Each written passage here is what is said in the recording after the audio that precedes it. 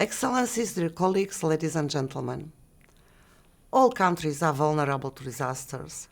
In the past year, the UNECE region has seen devastating impacts from climate change and multiple natural disasters. Among others, we witnessed heavy snowstorms in Turkey in 2022, catastrophic floods in Germany and Belgium, and enormous wildfires in Greece, California, and Siberia during 2021. As a result of climate change, extreme weather events are on the rise. In certain cases, these also trigger technological disasters, such as industrial accidents.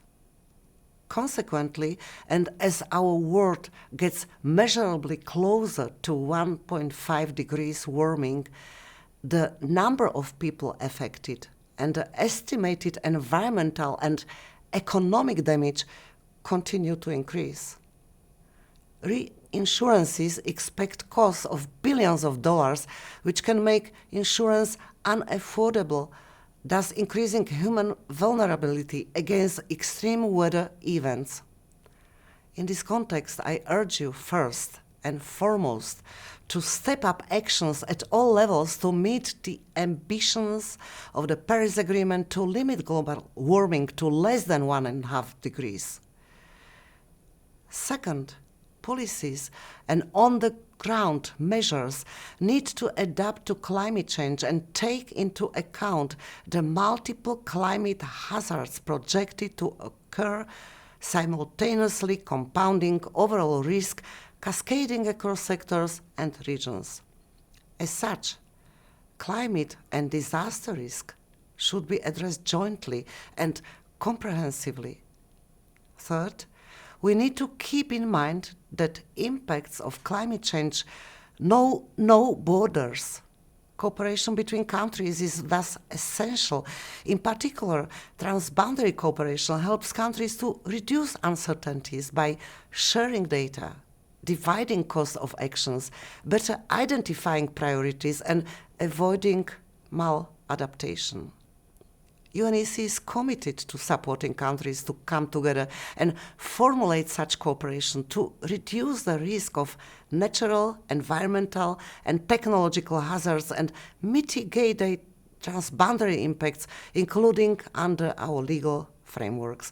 For instance, the Water Convention facilitates cooperation to ensure the sustainable use of transboundary water resources. Practical outcomes include the development of joint transboundary adaptation strategies in the Dniester and Neman basins. Meanwhile, the Industrial Accidents Convention is a legal instrument for reducing the risk of technological accidents, enhancing risk governance and management.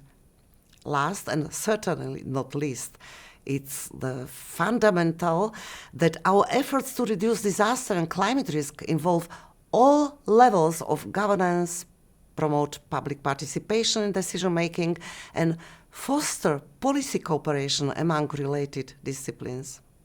Positive examples are strategic decision-making on land use and urban planning, infrastructure and transport development based on environmental impact and risk assessments. UNECE is ready to assist countries and stakeholders in this regard, supporting climate and disaster risk-informed policymaking and actions nationally, locally, and across borders. Multi-hazard, multi-risk maps developed for the Danube and Sirdarya river basins are good examples in this sense. We look forward to contributing with our experience, legal, and normative instruments to your efforts to accelerate implementation of the Sendai framework, building on the outcomes of the Global Forum for Disaster Risk Reduction. Thank you for your attention.